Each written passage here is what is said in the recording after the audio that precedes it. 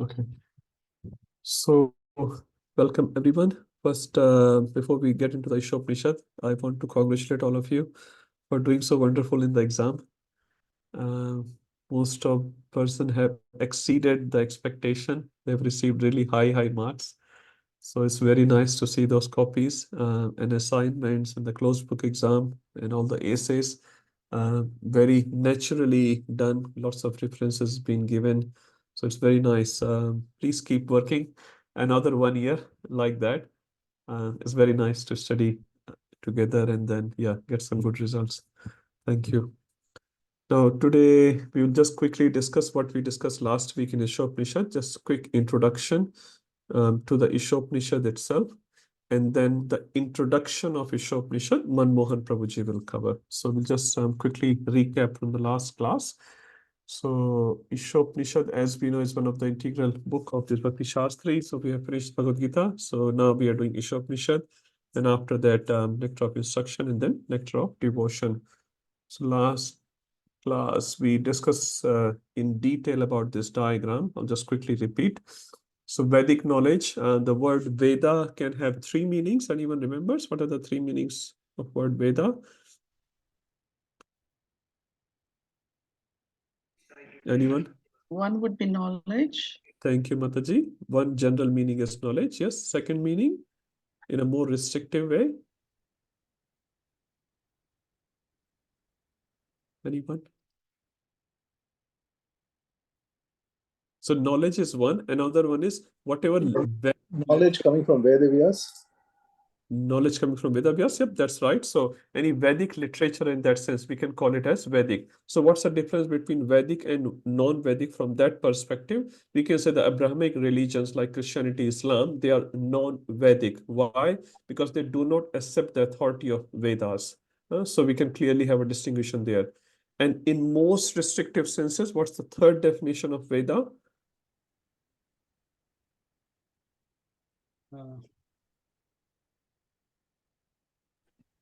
Veda is to know. That is the four Vedas, Rig Veda, Sama Veda, Yajur Veda. Thank you. Why, Prabhuji? Mahavasu Prabhu? So, Vijay Govind Mataji, sorry, Mahavasu Prabhu. Vijay Govind Mataji, so that is the first definition which Jamati Mataji gave. Then we discussed the second definition. Now we're discussing the third definition, which is the most restricted definition, you can say. So, yes, Mahavasu Prabhu, why would you say what you said? What you said is correct. Yeah, it's because people in general feel that these are the Vedas, but the spiritual side is that these four Vedas were written by Vyasa Muni, and that is for the people in general, right? That also the main aim was that they understand the ultimate goal of Veda is to understand Krishna. Okay. I think the more specific answer to that question can be, Prabhu, Shruti and Smriti. So Shruti is what is passed on as it is. So this is heard from the Supreme Personality of Godhead and passed or written as it is. So many people only consider Shruti Praman, not Smriti Praman. So Shruti, they say, is as it is. And what's a Smriti? Smriti, any remembers that? Multiple Which? places in multiple ways. My turn, Mataji. Okay, sorry, one at a time. So Smriti, someone said, which can be remembered. That's correct. Can you expand on that? That is correct definition. So, Hare Krishna, Prabhu. Hare Krishna. So in this one, you mentioned that Veda, one is to know and the knowledge, and the other one is the source is multiple places and in multiple ways it can be understood. And one is Shruti and Smriti. Shruti is heard and presented as it is, and Smriti is heard and assimilated. Wording may change, but from age to age it is coming. Yes, that's correct. So Smriti is what is heard and assimilated and digested, and then sages are writing their own realization on top of it. So we see there are multiple sections of Smritis and multiple sections of Shruti. So Vedas, as we see, is a part of Shruti, definitely. And sometimes Vedas are only considered as Shruti or Vedas. Sometimes they use as synonyms as well. So there are Vedas, Upavedas, and Vedangas. Without going too much detail, Vedas have 4 parts. Again, it's a very high level classification. There are very complex classifications as well. So Samhitas, Brahmanas, Aranyakas, and Upanishad. What is in the Samhitas? Anyone remembers? We discuss very quickly, like. So just Prabhu mantras and verses. Yeah, so mostly Karma Kanda. Karma Kanda means you want to satisfy some material desires and they will tell you how to do it. So that's one part of Samhita. Brahmanas, actually it's written here. Ritual explanation of the mantras. Aranyakas, esoteric explanation of mantras, and Upanishad is based on Jnana Kanda. Basically, Brahmans and Aranyakas, they start moving you from Karma Kanda to Jnana Kanda. Now, so it's a transitory body of knowledge. But Upanishad is very philosophical. It really takes you towards the other world straight away, but in a very enigmatic format. That means in a puzzling format. It doesn't tell you, like Isopanishad, just one Upanishad I'm taking example, does not use the word Krishna anywhere. Out of 18 verses, you will not see word Krishna anywhere, but it points you towards that. And this is what the point is, because if you are in a materialistic consciousness, you read Upanishad, then you start thinking about it. Even if I go to Swargalok, I live there for 10,000 years, I have to come down and start again. Every life I do that. So Upanishad are actually making you think deeper from that perspective and trying to take you out of this material world while you are in the material world. So they do not always use the direct languages, although some Upanishads do, like Gopal Tapni Upanishad. It talks about Gopal. Narayan, it talks about Narayan. But Isopanishad, in that sense, does not use the word Krishna anywhere. So it gives you the knowledge about the absolute truth, does not name it. So this gives the, it points you towards the absolute truth, which is a person. And the identity of that absolute person established in which Vedic literature? We discussed about it, the identity of this absolute truth. In Bhagavad Gita, where the word Krishna is clearly mentioned, and Krishna is very openly saying, Aham sarvasya prabho, matta sarvam pravartate. So he's very openly talking about, it's me. So they are very interconnected from that perspective. Last week we talked about sadhya and sadhan as well. Anyone remembers the difference? What is sadhya? What is sadhan? Sadhya is the goal, Prabhu. Thank you. And sadhan is? Bhakti is the process or the way to reach Krishna. Thank you. So bhakti is the sadhan. Oh, And गिर there, जाओ, इधर are बैठो, there any फिर other लाओ मैं on करूं, sadhans? इधर आओ मम्मा पास लाओ. Hare Krishna.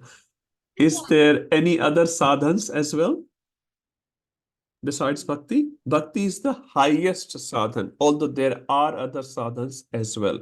Like when you have to go from here to, say, North Sydney, car may be the fastest sadhan rather than walking or catching a bus. So it's clear. So there are other sadhans as well. Bhakti is the topmost sadhan and Krishna is the topmost sadhya. So which Vedic literature establishes this? Krishna is the topmost sadhya and Bhakti is the topmost sadhan. We've discussed about it. With Bhagavatam. Bhagavatam. We haven't read Bhagavatam as yet. Bhagavad Gita. Bhagavad Gita. Bhagavad Gita. Oh. So, yes, Bhagavatam also does that, but in our knowledge, what we are reading, Bhagavad Gita does that very clearly. It proves, establishes the supremacy of Krishna and supremacy of Bhakti as the highest sadhan. Now, within this Upanishad, how many Upanishads are there? Someone else can say? How many Upanishads are there? We discussed about it. So there are 1130 Upanishad as per the technical calculation. Do we have it available? No. We only have probably 5% available to us. And even in those 5%, not 100% of everything is available. Like for Brahma Samhita, we hear there are 100 chapters of Brahma Samhita. What we have with us is only one chapter, 5th chapter of Brahma Samhita, which we read. So that is not the whole Brahma Samhita. Whole Brahma Samhita is 100 chapters. It's been lost actually. Similarly, Upanishads technically are 1130, but we don't have it available. So what we have with us is very, some says 200, some says 108, blah, blah, blah. Anyway, Prabhupada said there are 11 main Upanishads and Isopanishad is one of the most important Upanishad. Why? Isopanishad Why? Why Prabhupada commented on this Upanishad and not on others Upanishad? Well, because it is the Upanishad about Ishwar. Isha Thank you. is Ishwar. Yes. Isopanishad is talking about Ishvara. So Prabhupada picked that one of the most important one and then commented on that because this was necessary, and that's another story. Okay, so let's come on this side. Smriti. So we have rituals, sutras, tantras, pancharatras, puranas, itihasas, and 6 darshans. So out of these, all 6 things, pancharatras are important to us. We read Narad Pancharatra, and there are others as well. Which talks about the deity worship. Puranas, we discuss 18 major, 18 minor. There's a third category of Purana. Anyone remembers the third category?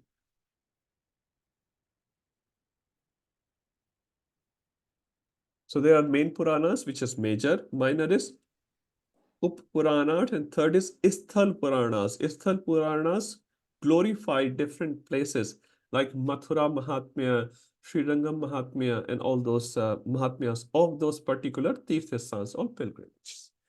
Okay, coming to Itihasas, what's the difference between Purana and Itihasa?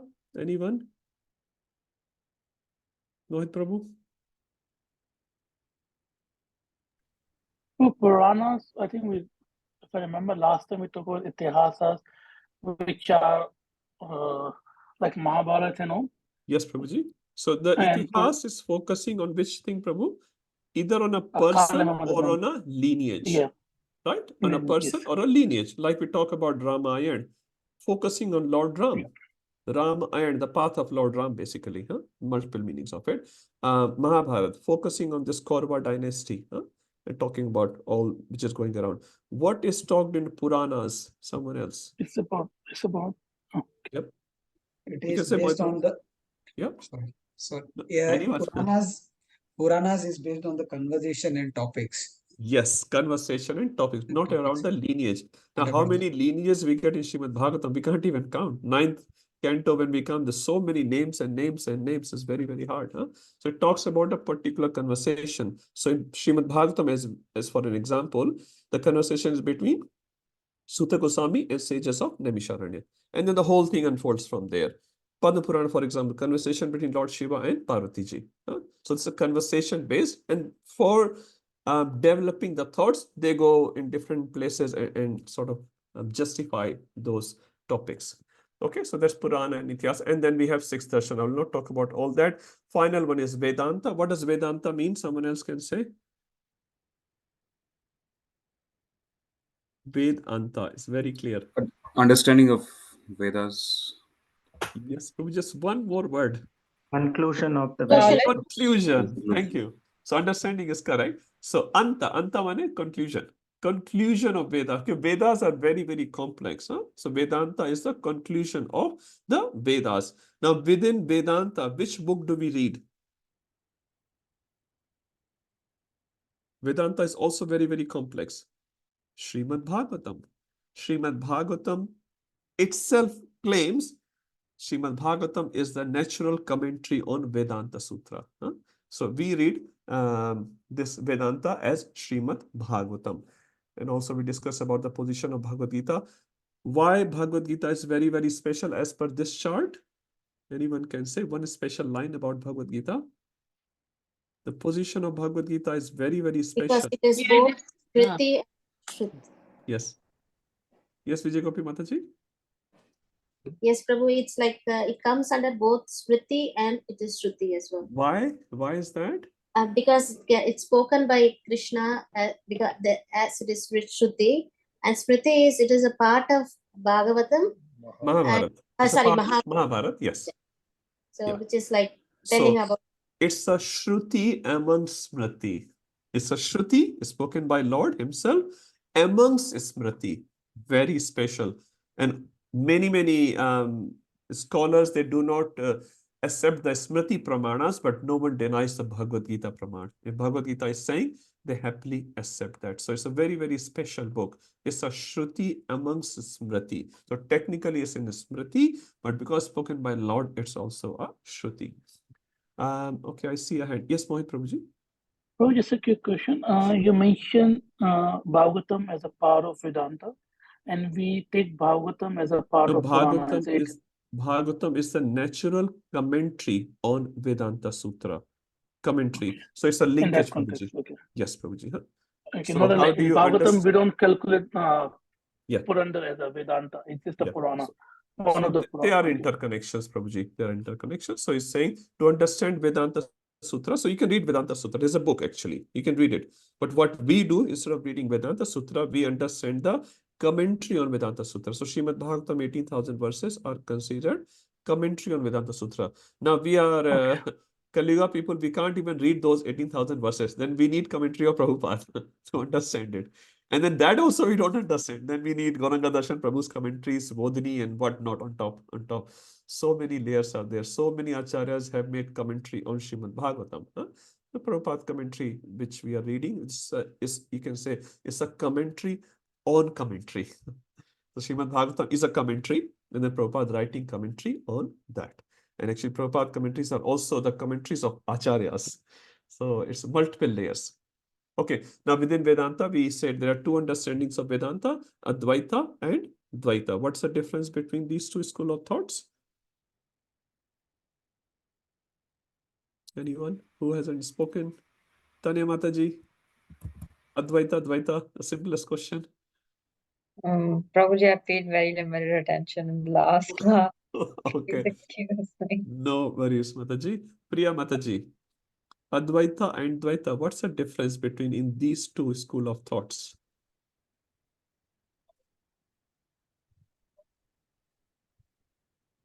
Sorry, Prabhu, I'll have to pass on that one. No problem. Yes, Okay, who would like to say? Yes, Sundar Prabhuji.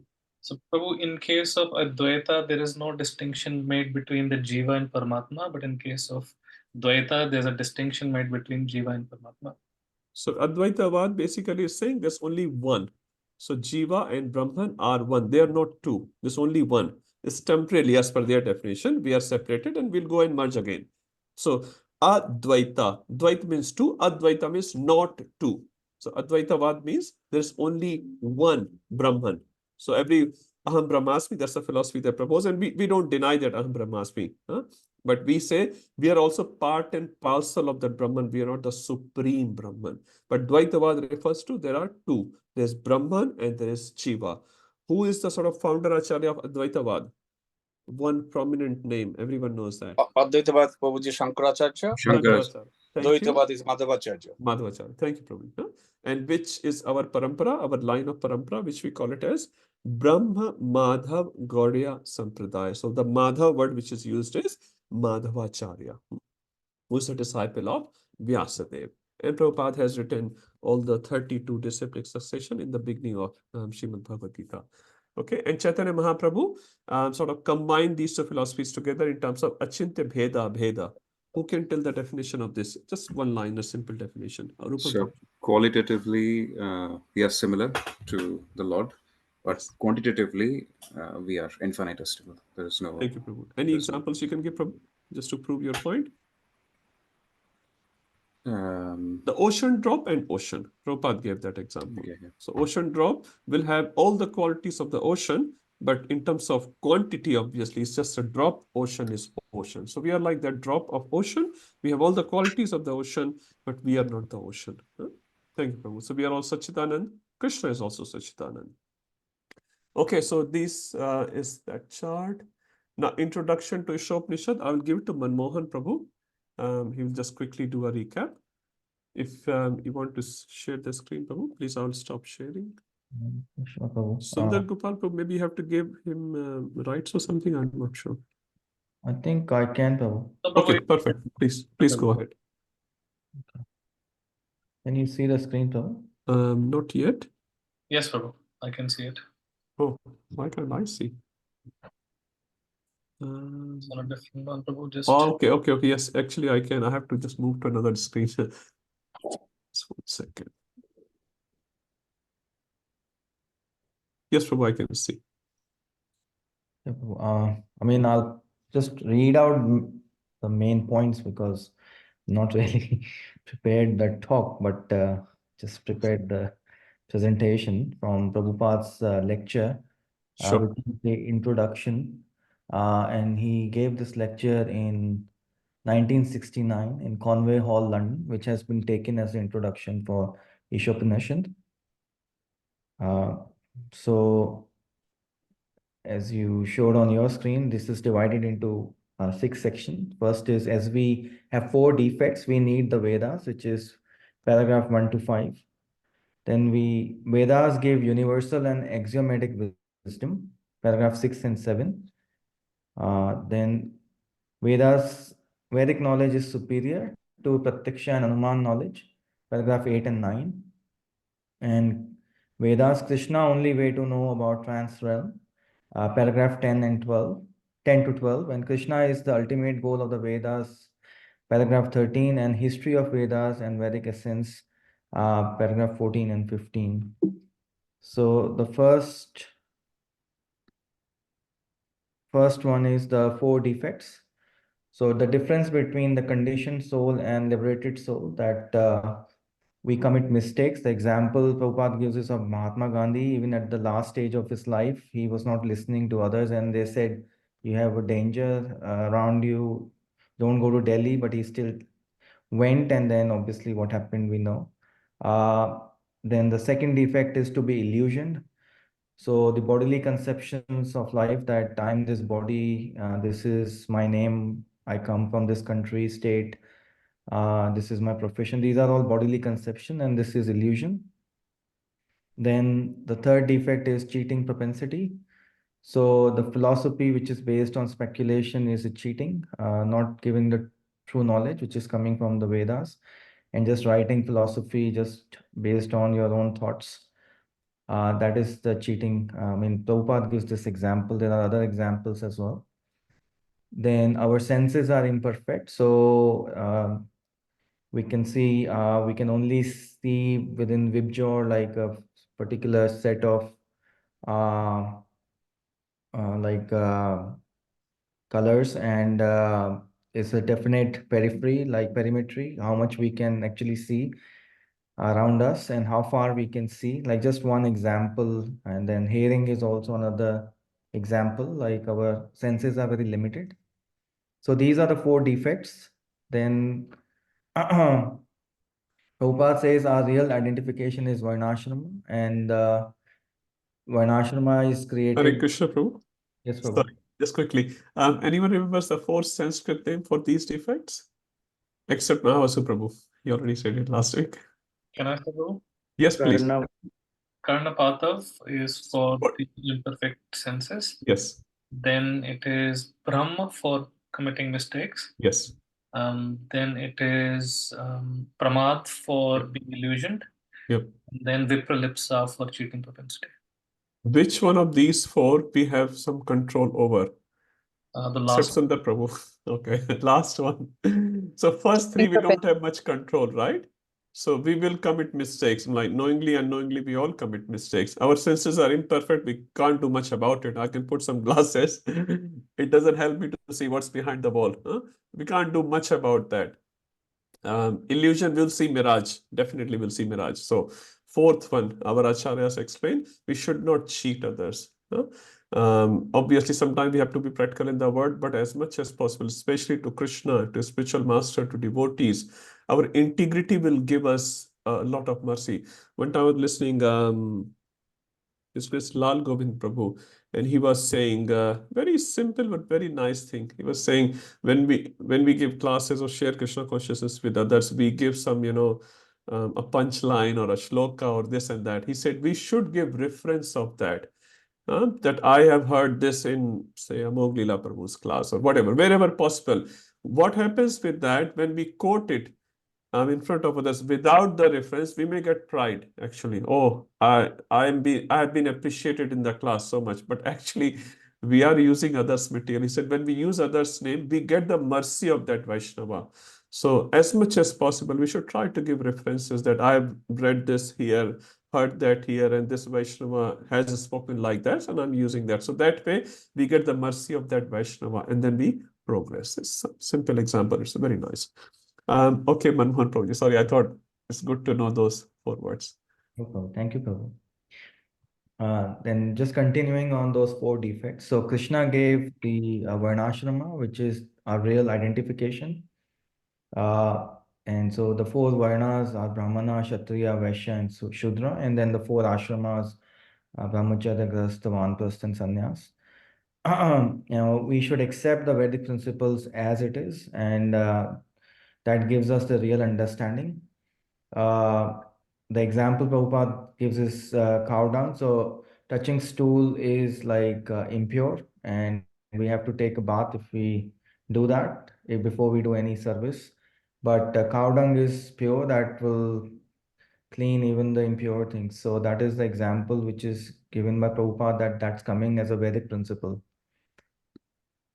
Then we go to the second section. Vedas give universal and axiomatic wisdom. So Vedic principles have to be followed without argument. They cannot be interpreted, and with careful study, we would come to know that the Vedic principles are all correct. The knowledge is coming from Krishna, which is who is in the spiritual world, so it is beyond the material realm, and Vedas are not the compilation of human knowledge. Now Vedas have been classified as Shruti, which is the knowledge which is acquired by hearing, and they are direct words of the Lord, and they have been recorded now as in the books. And it's not an experimental knowledge. The example Prabhupada gives is of a mother explaining to a child that who is his father. So if we want to know who our father is, we need to know, we need to hear from the mother, and Vedas are considered as the mother. And so you've already explained this chart, Prabhu, so I'll just skip this. Then we go to the next section, that the knowledge, Vedic knowledge is superior to Pratyaksha and Anumana knowledge. So we know the three types of Pramana: Pratyaksha, Anumana, and Shabda. The Pratyaksha Praman is the whatever we understand through sense perception. The example is given of a sun. So when we see the sun in the sky, it looks like a $1 coin. But from our knowledge, we know how big sun is. And then Anuman Praman, Prabhupada gives the example of Darwin's theory, that he said survival of the fittest and evolution theory and all those things. So these were all based on hypothesis. There is no evidence that that happened.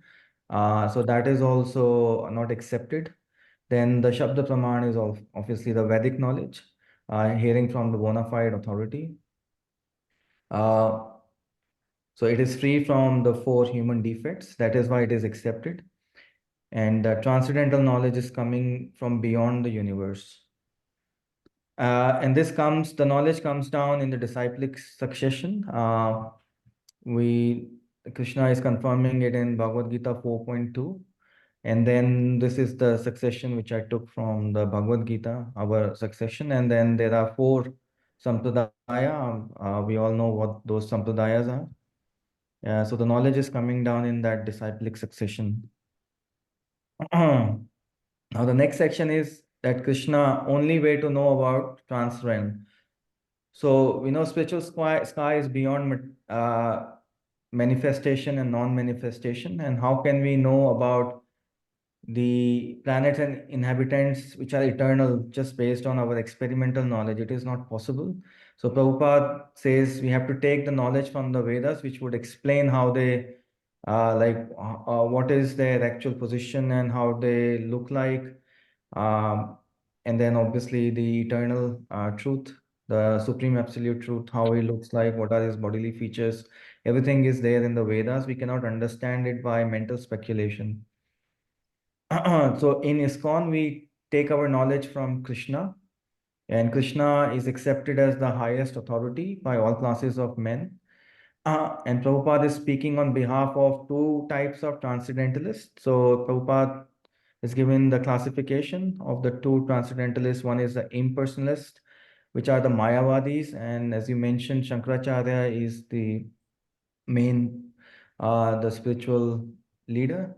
And then the other transcendentalists are Vaishnavas like Ramanujacharya, Madhavacharya, Vishnu Swami.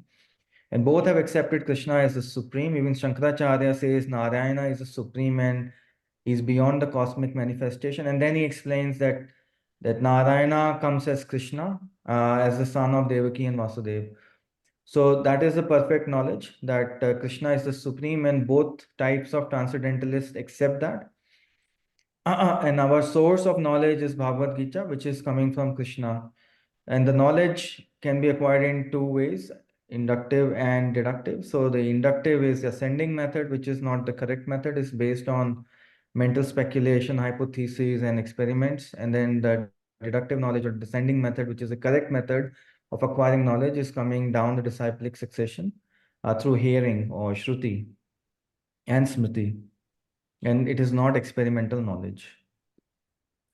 Then there are statements in Brahma Samhita, like just ride on an airplane which runs at the speed of mind.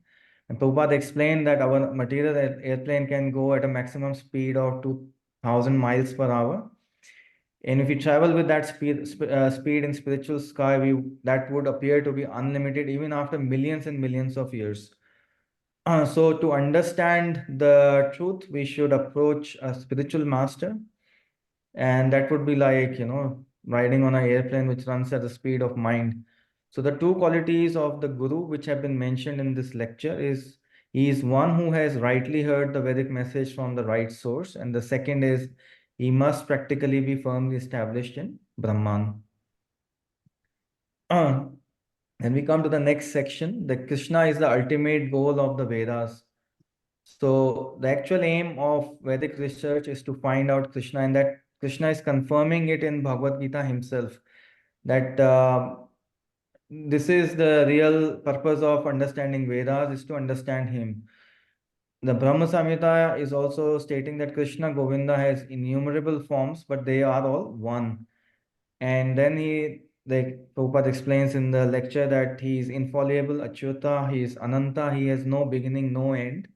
And he's pervading, all pervading. So he's both in Goloka performing his eternal pastimes with his devotees, but he is also present everywhere else as well. So he can be present simultaneously everywhere. And he is the original and the oldest, but he never looks old. He's always looks like youth, between 15 and 20 years old.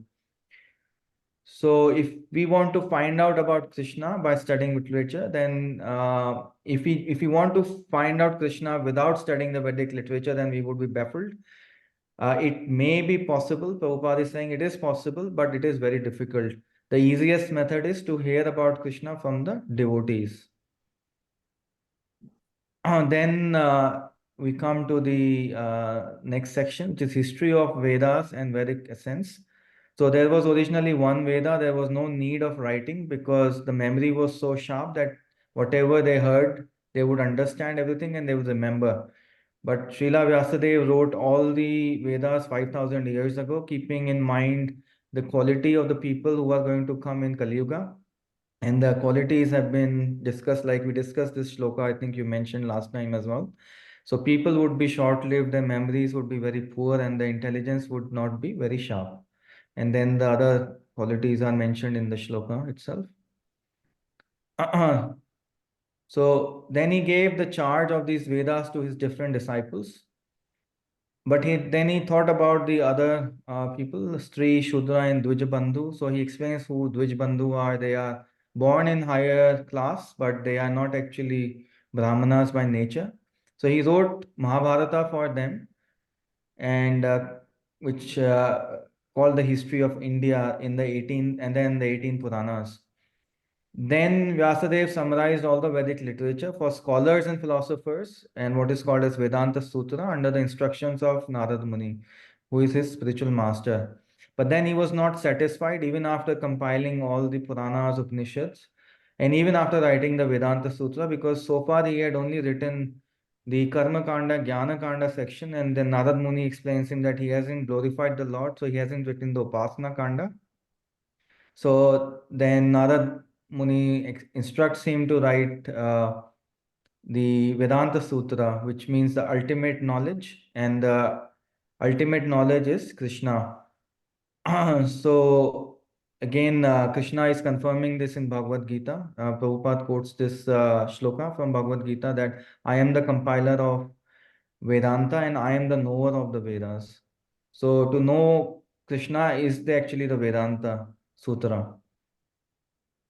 So then in Gaudiya Vaishnava, we have a commentary on Vedanta philosophy, which is Govinda Bhashya, written by Baladev Vidya Vibhushan. And in similarly, Ramanujacharya and Madhavacharya also have one. People under the wrong impression, they think only Shankaracharya has written the Vedanta commentary. But then Srimad Bhagavatam itself is a Vedanta commentary written by Srila Vyasadeva. And it starts with Janmadasya, like, I mean, I'm not going, this is again quoted by Vyasadeva, the shloka, Srila Prabhupada in the lecture. Then he says in the last, we finally request those who are actually after Vedic knowledge to try and understand the explanation of all the Vedic knowledge from Srimad Bhagavatam and the Bhagavad Gita. So that's where it ends, Prabhu. Very bol. Thank you, Prabhuji. Thank you, Prabhuji. Quite elaborate presentation. Thank you, Prabhu. I only asked Prabhuji actually last minute, but he did very well. Thank you so much, Prabhu. Thank you, Prabhu.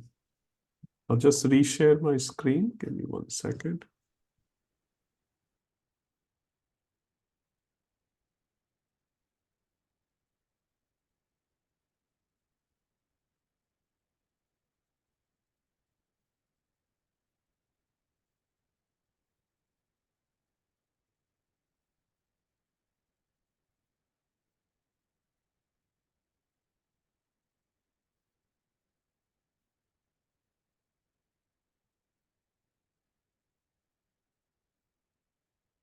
Okay, everyone can see the screen? Yes, Prabhu. Sorry, my participant screen is gone very haywire. 1 second.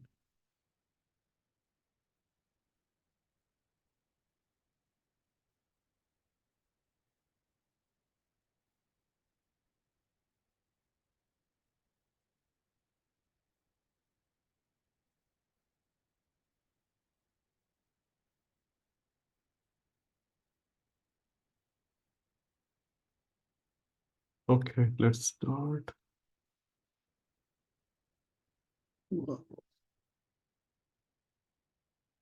Can't resize the screen somehow.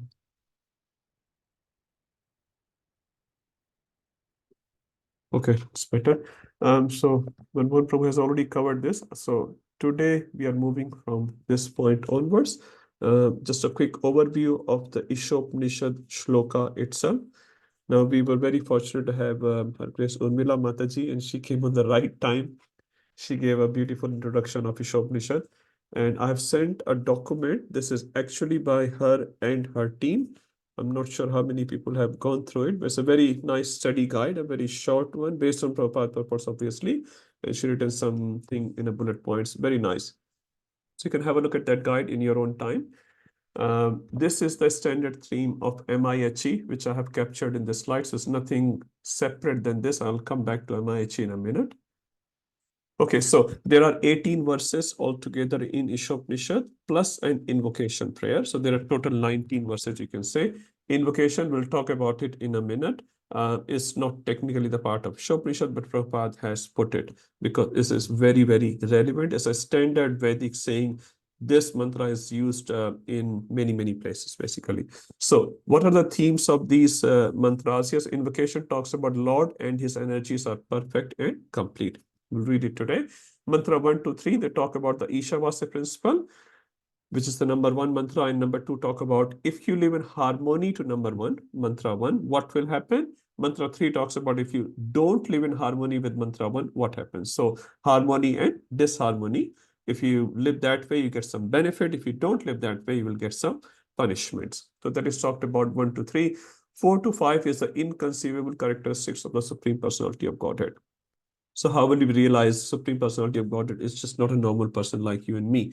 So there are some inconceivable characteristics being described in this Upanishad. 6 to 8 is talking about Mahabhagavat's vision. Here we'll talk about Kanishta, Madhyama, and Uttamadhikari and how we sort of deal with them. 9 to 14 talks about understanding and misunderstanding of the Ishvara. So many people understand him properly. Some people don't understand him properly. So 9 to 11 talks about Vidya and Avidya. 12 to 14 talks about demigod worship versus Supreme Personality of Godhead worship. And the last section is mantras 15 to 18, refers to devotees' prayer to the Lord. Please reveal yourself so I can have your darshan, which is very, very nice section, because this is a section where Isopanishad is saying Krishna, okay, in Isopanishad terms, absolute truth is a person because he has a face. So it's clearly saying, although it's Upanishad, is clearly saying Krishna is a person, absolute truth is a person, he has a face. And the reciter of the Isopanishad is praying to that absolute truth, please remove the effulgence so I can see your face. So very beautiful prayers here. Now, in terms of Sambandha, Abhideya and Prayojan, I'm sure you all know about it. So Sambandha refers to the Jiva's Sambandha with Krishna, Abhideya refers to the process, and Prayojan refers to the target of that process. So Sambandha verses are invocation, mantra 4, 5, 8 and 14. Abhideya, the process of devotional service. You can say mantra 1 to 3, 9, 11, 15 to 18. And the Prayojan verses, the target verses are mantra 6, 7, 10, 12 and 13. So you can all write it down as it is. Now, very quickly, Urmila Mataji's guide. This is a part of that. I've just put it in the straight way. It's the same diagram, which is in the guide, nothing outside of that guide. So she has divided this whole Isopanishad into 3 parts: vision, guidelines, and prayers. So vision has invocation, mantra 1 to 3, mantra 4 to 5, mantra 6 to 8. And I've just written what each section is saying. So invocation is talking about foundation of the knowledge of the Supreme Person, because many people don't even have the foundational knowledge of the Supreme Person. They say, oh, light hai. It's a light, or I don't know what it is. So what is the foundation of that knowledge of the Supreme Person is being explained in the invocation prayers. Now, practices for living entities, how we are supposed to live in accordance to that principle of that Supreme Person, that is explained in mantra 1 to 3. So how we are supposed to follow and what we are supposed to not follow or not to do. So we have niyam and yam. We have both. So we have certain things to do. For example, Prabhupada used to say, 4 regulative principles, these things we don't do. 16 rounds of mala we do. So yam and niyam. Mantras 4 to 5, giving knowledge of the Supreme Person. Anyone remembers which chapter of Bhagavad Gita come close to this, knowledge of the Supreme Person in Bhagavad Gita? If you still remember. Chapter 7. Chapter 7, thank you. So it's the same name.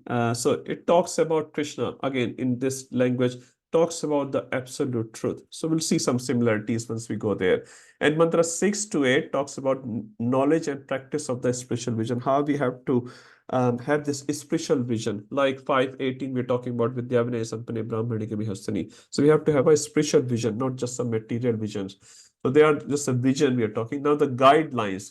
What are the guidelines for knowledge and guidelines for practice? So this is what we study. This is what we do. So 9 to 11, if you remember, it talks about Vidya and Avidya. So we study that and then we practice in our day-to-day life. That is mantra 12 to 14. What do we do in a day-to-day life? And the last section is also very beautiful. The prayers of this Isopanishad. So prayers for knowledge and again prayers for practice. So there are 4 verses there. So what is the knowledge we need to gain and what are the practices which we need to do? Now, just to give a little intro here, I'm not sure whether last time I gave, probably not. So this Isopanishad is spoken by, anyone knows who is speaking this Isopanishad? Swayambhu Manu. So we all know Swayambhu Manu, the first Manu. He is speaking these prayers. And the context given is a beautiful context. He was doing tapasya to the Supreme Personality of Godhead, and somehow or other, while doing tapasya, some Rakshasas attack him. And when Rakshasas are going to attack him, to eat him, and they are very, very powerful Rakshasas, they had the boon that they can kill anyone, but no one can kill them except Krishna. So at that moment, Swayambhu Manu takes shelter of Krishna through these verses. So he chanted this verse, 18 verses of Isopanishad, to the Supreme Personality of Godhead, specifically speaking to Yajna Avatar. Yajna is also Vishnu, it's an incarnation of Vishnu. In Bhagavatam, we see that. So he specifically was remembering Yajna, and after these prayers, like Gajendra prayers we have, Yajna Avatar, Lord Vishnu appeared and he kills all the Rakshasas. So very, very personal prayer Swayambhu Manu is doing to protect himself. And again, taking shelter of Lord Vishnu, as Draupadi also took shelter, Gajendra also took shelter, and eventually Lord came and helped him. So these are the prayers. Again, you can say, are they the prayers of Swayambhu Manu? No, he is reciting these prayers. As we know, they are the part of Shruti, so they cannot be changed. So he has remembered these prayers and he's just reciting them. Like we recite Kunti Maharani prayers, for example. They are not our prayers, but we recite them. So Swayambhu Manu is reciting these prayers and they are Shruti. So that means he has learned them earlier somewhere and he is just sort of reciting it now. So everything in the Vedic literature, you know, is coming from some sage, whether it's Shruti or Smriti. Even Shruti is coming from Vyasadeva. Smriti is also coming from Vyasadeva. But there are some are Shruti. So Swayambhu Manu, speaking these prayers, they are Isopanishad, and they are Shruti. That means they are Aparushaya, they are not changed, they are universal. All the time they stays same. So these are the prayers made by Swayambhu Manu. Now, this is small section. This is in your MIHE guide. You don't have to take a screenshot or anything. It's all there. So themes in Sri Isopanishad. So there are 7 themes which Isopanishad explains. Knowledge, the living entity, materialism, defeating impersonalism, bhakti, the absolute truth, and Ishavasya. And you can just go through it. All the 18 mantras are given. P refers to paragraphs. So knowledge, for example, is given in the introduction, paragraph 1 to 10. Defeating impersonalism. So we have introduction, we have invocation, mantra 1, mantra 2, mantra 4, 5, like that. So it's very, very useful for your self-study, not for the exam, but you can have a look. If you need some verses for defeating impersonalism, some quotes, you can just go to this particular verse, go to that paragraph, and you can read what Prabhupada is saying there, and you can get very nice quotes. If you have to prepare class defeating impersonalism from Isopanishad. I remember when Maharaj was telling about another sannyasi, another Maharaj, I can't remember the name, and he was saying, this Maharaj, in his young age, he was a sannyasi Prabhupada disciple, he will go around preaching, he will only preach Isopanishad, nothing else. And he said, with this Isopanishad, I can defeat any philosophy in the world. And he did that. He did that. He will quote Isopanishad verses just on that. He was so expert because he wanted to defeat the, you know, the people who do not consider Smriti Praman.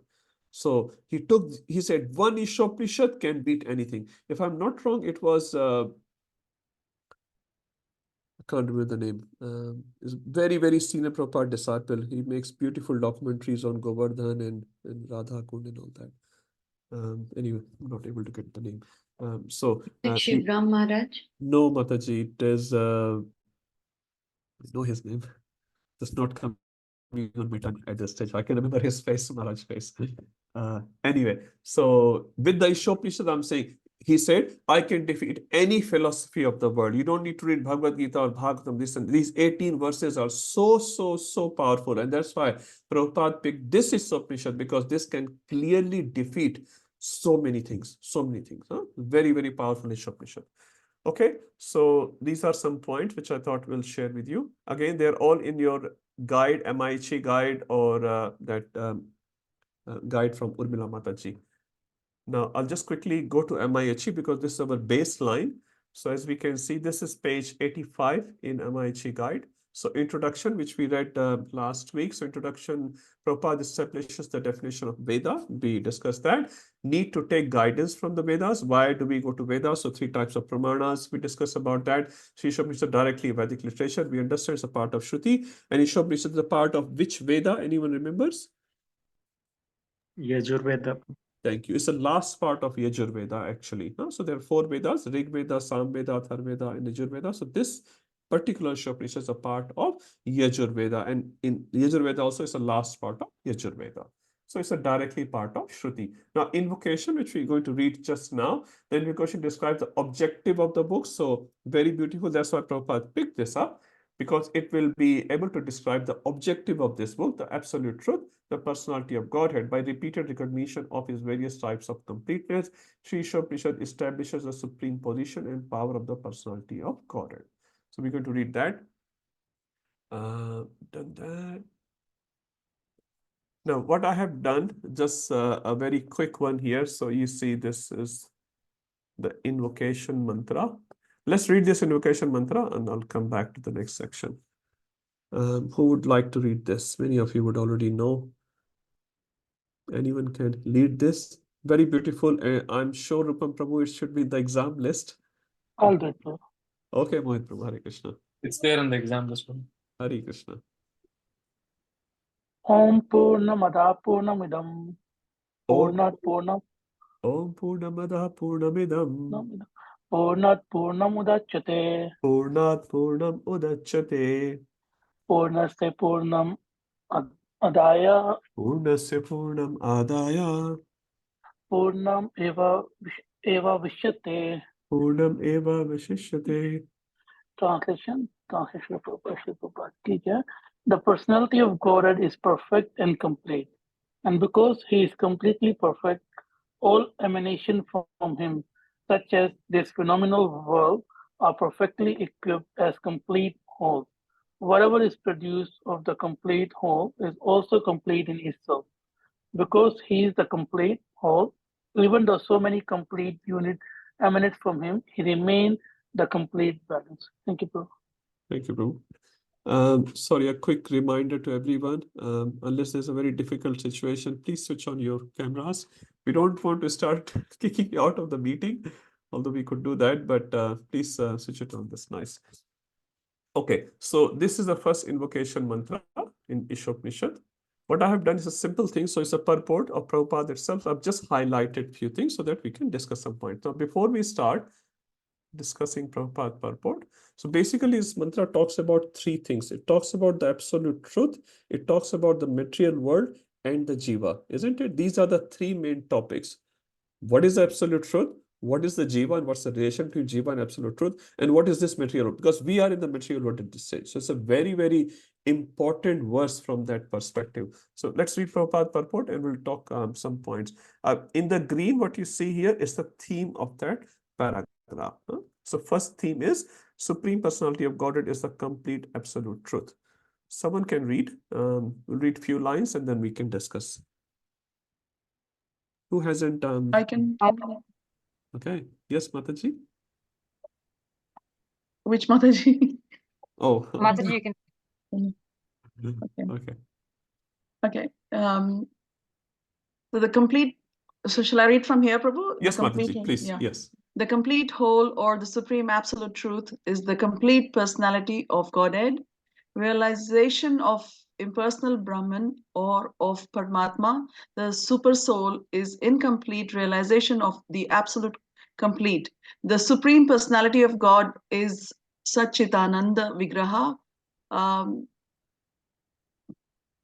Realization of impersonal Brahman is realization of his Sat feature and his aspect of eternity, and Paramatma realization is realization of his Sat and Chit features, his aspects of eternity and knowledge. But realization of the personality of Godhead is realization of all the transcendental features, Sat, Chit, and Anand, bliss. When one realizes the Supreme Person, he realizes these aspects of the absolute truth in their completeness. Sorry, I can't. Sorry, Completeness. Completeness. Stop here, Mataji, for 2 seconds. Okay. Yeah. Prabhupada gives a beautiful sort of a summary of the supreme absolute truth. So he's saying there are three aspects: Sat, Chit, and Ananda. What does Sat means? Eternal aspect, and Chit means knowledge aspect, and Anand is the Ananda, happiness. We all know that. So if someone realizes just the first aspect, which is the impersonal effulgence of the Lord, which is not incorrect, he's only realizing the first aspect of the Lord, which is called the Sat aspect. It exists, it's valid, it's not wrong. But what he is realizing, a Sat aspect. Anyone remembers in the second chapter of Bhagavad Gita, we read an example given by Prabhupada, I think 212 or 213, I think 212. Which example Prabhupada gives? A very famous example of Sat, Chit, and Ananda. He gives two examples actually.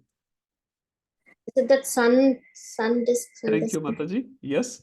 So sun rays are the effulgence of the sun. So that is the Sat aspect. So Supreme Personality of Godhead has it. And the second aspect is Chit aspect. What's that compared to? Sun disk, the sun planet itself. That's a Chit aspect. That's another understanding. And the Ananda one is compared to what? I can't Honey hear. bottle? Huh? The light. Honey? Sun No, God itself. Sun Sun. God itself. Who said light? Rupa Prabhu, Hare Krishna. That's the first aspect, Sat aspect. So you start seeing the sun rays, then you start seeing the sun globe, and then inside the sun globe, there's an owner of that sun globe, which is Vivaswan at this stage. There is a person there. So Sat, Chit, and Anand. Another example I heard in one class of a gulab jamun. Everyone loves gulab jamun, at least I do. So gulab jamun has three aspects. You can say a fragrance, shape, and the taste, isn't it?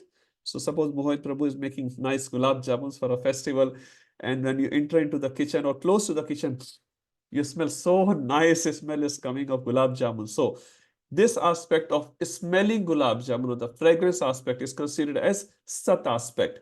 Is it invalid? Is it invalid? It's valid, isn't it? It's valid. Now, from Gulab Jamun's perspective, it's always complete. But from our perspective, we may have only access to the smell. Sometimes we pass through DT kitchen and there's so many nice smells are coming because inside devotees are cooking beautiful things for the Lord, right? So we only have access to one aspect of it. It's not the Gulab Jamun is deficient in anything, anytime, isn't it? Gulab Jamun is complete. But the second thing, you enter into the kitchen and you ask Mohit Prabhu, so Mohit Prabhu, kya bana rahe ho? What are you cooking?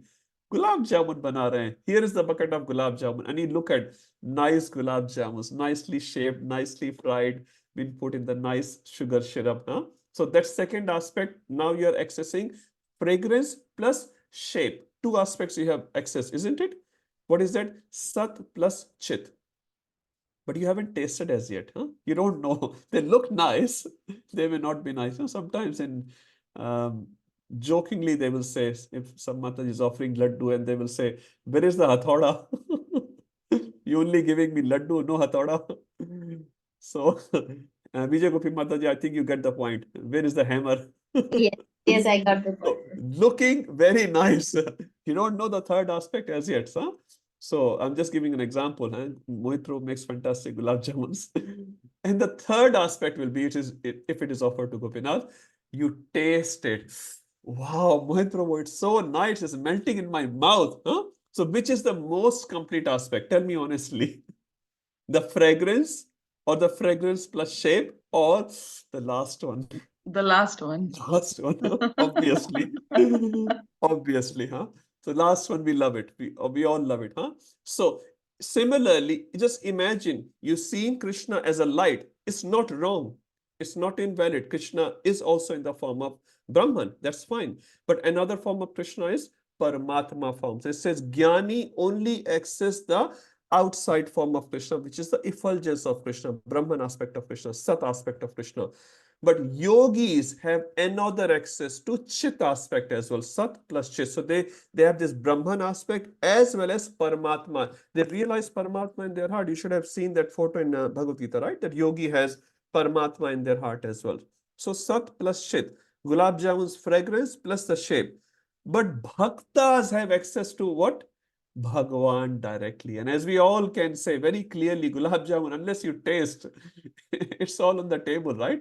So when you taste, you feel the most satisfaction. And actually, you become greedy and say, Mohit Prabhu, ek aur milega. So with Krishna, it's like that. Once you taste devotional service of Krishna, you actually want more and more and more. After tasting Yash Prabhu 1 or 2 gulab jamuns, if someone says, now Prabhu, you only smell, would you like it?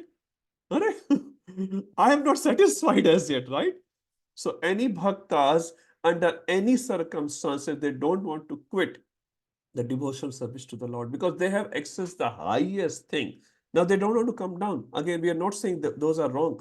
So Krishna is always complete in these three forms. He always have these three forms. It is our deficiency to accept only one form or two form or the third aspect of Krishna. And that's why it says bhaktas are in the most blissful stage. It's not jnanis don't have ananda. They have ananda as well. No problem with that. Even karmis have ananda. They buy some eatables, they buy a dress, they buy a house or a car or whatever. They also feel ananda. They want to show to the whole world. That's fine. But that ananda is very, very temporary. So jnanis also have ananda. Brahmananda. They have ananda. Yogis also have ananda, but the first and the foremost and the highest and the deepest ananda is experienced by whom? The bhaktas, because they are with Krishna. Yashoda Maya is feeling the ananda. Gopas and gopis are feeling the ananda. Nanda Maharaj is feeling the ananda. Prabhupada is feeling the ananda because they have access to the highest aspect of the absolute truth. Does it make sense? So we have jnanis accessing only sat aspect. We have yogis accessing sat plus chit aspect of Krishna, which is Paramatma aspect of Krishna. And we have bhaktas, which is sat, chit, and ananda. They have access to all three aspects. But Supreme Personality of Godhead is complete all the time. He has these three aspects. Yes, Sarasanand Prabhu or Mataji. Sorry, Prabhu, I just wanted to quote His Holiness Jaipatak Maharaj also gives an example for this, like, analogy of the train, the smoke, and the bogies in the train, and then the person sitting in the train. Yes, thank you, Mata. Prabhupada also quoted that. So when we see from the far, Prabhupada said in the village, if the village boy don't know, they see train as a light, because there's a light on the front carriage of the train. And then when they go close, oh, it's like a long train. It looks like that has blue color or red color, whatever. And then they see persons coming out of it. And Prabhupada also gave one more example in the similar way. When we see a mountain from the far, it looks almost like the sky, you see very far, some dark, blackish, grayish thing is there. You go closer, oh, mountain is so big. And then you go inside, you see there are birds there are, different animals are there and all those. So Prabhupada gave these three: sun analogy, train analogy, and this mountain analogy. So very simple to understand. Okay. Prabhupada also writes here, Vigraha means form, as Brahmaji is saying, Satchidanand Vigraha. Vigraha means form. Okay, we'll go to the second aspect. This is the Supreme Personality of Godhead. Let's look at the second aspect. Material world is complete. Anyone else can read? I can read too. Sure. Okay. Material world is complete. The complete whole, the personality of Godhead, has immense potencies, all of which are as complete as he is. Thus, this phenomenal world is also complete in itself. The 24 elements of which this material universe is a temporary manifestation are arranged to produce everything necessary for the maintenance and subsistence of this universe. No other unit in the universe need make an extraneous effort to try to maintain the universe. Yes, we can stop here. So this complete Supreme Personality of Godhead has multifarious energies. Anyone can name few energies of the Lord, which we have read earlier? Shakti, potency, energy of the Lord. Sun, moon, and okay, in more categorized sense, okay, they are all examples of those energies. That's right. What are the three major energies which we read in our sampradaya? Every sampradaya has different. Marginal energy. And Thank you. More? Yes. So Hindi or Sanskrit, whatever. Marginal potency. Yes, Prabhu. More. Two more. Tathastha. Sorry. Tathastha is marginal. So that's English and Sanskrit. Yep. More. Okay, now we are going Parashakti. The Hladi Shakti is a division of Parashakti. So Aparashakti and Parashakti, you can say. So external potency of Krishna, internal potency of Krishna, and marginal potency of Krishna. Example of external potency, quickly. Material world. Material world. Internal potency, spiritual world. And marginal potency, Mohit Prabhu?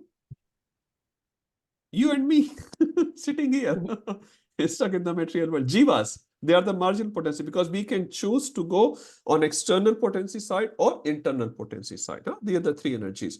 Now, if you go to Sri Sampradaya, they have 16 main energies. Anyway, Krishna has many, many energies, but Prabhupada gave generally these three energies. Now, Mohit Prabhu, just on that point of yours, Hladini Shakti, that's the sub-categorization of internal potency of Krishna. So internally, he has further three subdivisions there. Okay, so now this material world this phenomenal world is a complete unit itself. Why? No other unit in the universe need to make an extraneous effort to try to maintain the universe. Now, just take an example of Earth planet. For our survival, this Earth planet provides everything. Do you need to import any oxygen or carbon dioxide from Venus or Jupiter or Mars? Without it, we can't survive. We don't have rice or we don't have wheat or whatever. Everything needed for the survival of Jiva is being provided in this unit. Can we call this unit as a complete unit? Yes or no? Yeah. So Earth is a complete unit. Now, this complete unit has come out of Supreme Personality of Godhead. But Supreme Personality of Godhead does not get diminished in any way by this. Like if you have $100 in your pocket and you give someone $10, you give another person $10.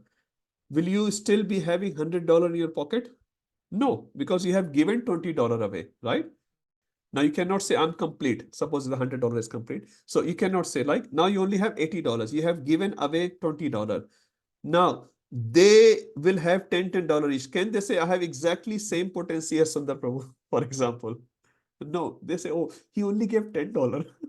They will complain to you. But in the case of Supreme Personality of God, no matter how many complete units comes out of Supreme Personality of Godhead, he still remain complete. Example given is 1 minus 1 in the spiritual world is how much? How much? 1. Vijay Govi Mataji is saying 1. 1 plus 1 is how much? 1. In material world, 1 minus 1 is 0. 1 plus 1 is 2. So these material calculations don't work in the spiritual realm. In the example, from Mahavishnu exhale, so many material universes are coming out. Mahavishnu doesn't become like a thin boy. Now everything is gone out of my body. Sometime you see some people, they have a loose motion or something and they reduce their weight in 2 days, 5 kilos or something. It doesn't work in the case of Supreme Personality. Sometimes you eat a lot and then you weigh yourself. Oh my God, my weight has increased. Before the program, I was, 61. Now I'm 63. It happens. But in terms of Mahavishnu, it doesn't work like that. So many material universes goes in back in his body. He's still same. Comes out of, he's still same. No difference. So the unit which comes out of the body of Mahavishnu, they're also complete. Mahavishnu is also complete. This is the perfect arrangement of the Supreme Personality of Godhead. So we talked about Supreme Person, we talked about the material world. Now let's talk about the Jiva, we, human form. Who wants to read? Who hasn't read as yet? Deva Mata, would you like to read? Yes, Prabhu, I can do. Human form offers complete facility. All facilities are given to the small complete units, namely the living beings, to enable them to realize the complete whole. All forms of incompleteness are experienced due to incomplete knowledge of the complete whole. The human form of life is a complete manifestation of the consciousness of the living being, and it is obtained after evolving through 8.4 million species of life in the cycle of birth and death. If in this human life of full consciousness, the living entity does not realize his completeness in relation to the complete whole, he loses the chance to realize his completeness and is again put into the evolutionary cycle by the law of material nature. Thank you, Prabhu. Mataji. So now Prabhupada talking about the humans is quite poetic. How Prabhupada is writing about the word complete again and again. This is very nice to even read that. So Prabhupada writes, all facilities are given to the small complete units, which is the Jiva, to enable them to realize the complete whole. What does it really mean? So now we can say, we Jivas stuck in the material world, how do we go back? Now, for going back, the process is given. Now, Vedas in itself is called the manual for humans. So Krishna gave humans in this material world, then he also gave Vedic knowledge as well. Now, if the Vedic knowledge was not given, we will always be here. But because Krishna has given the Vedic knowledge, which explains the process how to get out of this prison house, Prabhupada is calling it, Krishna has given complete facility for this complete unit to go back and join the complete. You understand? So at the moment, without Vedic knowledge, we are incomplete. But when the Vedic knowledge comes in our life, we understand the process. The process itself is complete. Can anyone say Krishna has not given anything which is required for us to go back to Godhead? Can anyone say that? Krishna has given. Now we are not able to follow. That's our problem, right? But Krishna himself has given all the process, which if we follow correctly, sincerely, we can all go back to Godhead. So Krishna has given complete facility to these units to go back to Godhead. This is what Prabhupada is writing. All forms of incompleteness are experienced due to incomplete knowledge of the complete whole. Complete whole here refers to Krishna. Incomplete knowledge, our incomplete understanding of Krishna. This is why we feel incompleteness in our life, like we feel unsatisfied. Many times we personally feel when we compare with others, I have less money, I have less possessions, I have less friends, or whatever.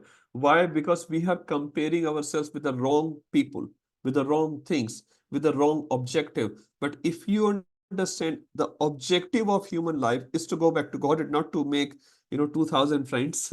It's nice if you have 2,000 devotee friends.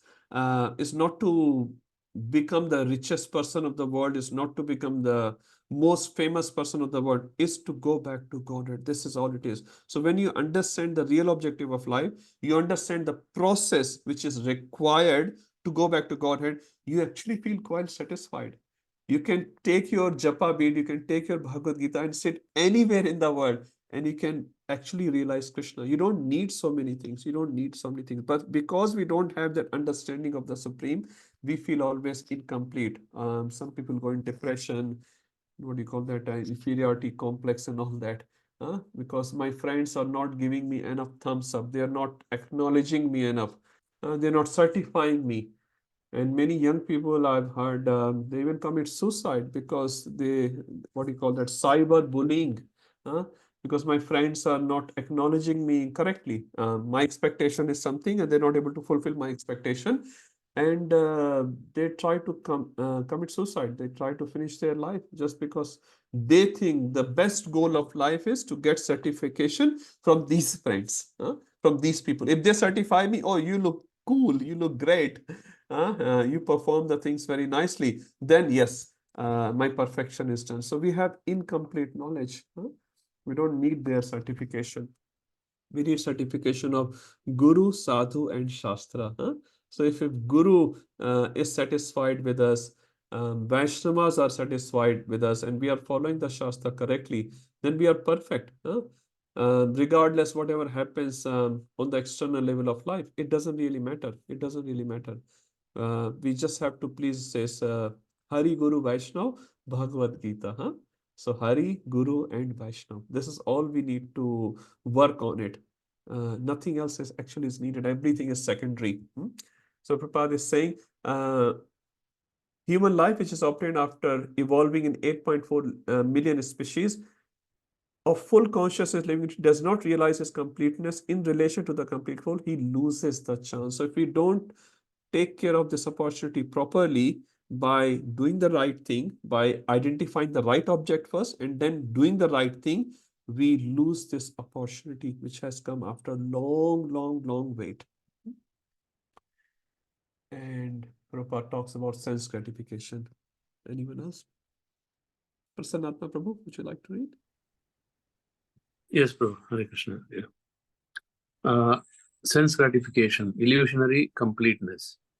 Because we do not know that there is a complete arrangement in nature for our maintenance, we make efforts to utilize the resources of nature to create a so-called complete life of sense enjoyment. Because the living entity cannot enjoy the life of the senses without being dovetailed with the complete whole, the misleading life of sense enjoyment is illusion. Yes, we'll stop here, Prabhu. So, as we know, humans are creating new facilities every day. Chaitanya Prabhu was saying, as science is advancing, what does it mean in a layman's language? You are discovering newer and newer ways of forgetting Krishna, isn't it? Every day we get, new internet facility, new movie, new serial, new video games, what do you call, Xbox and all that. There's another way of forgetting Krishna.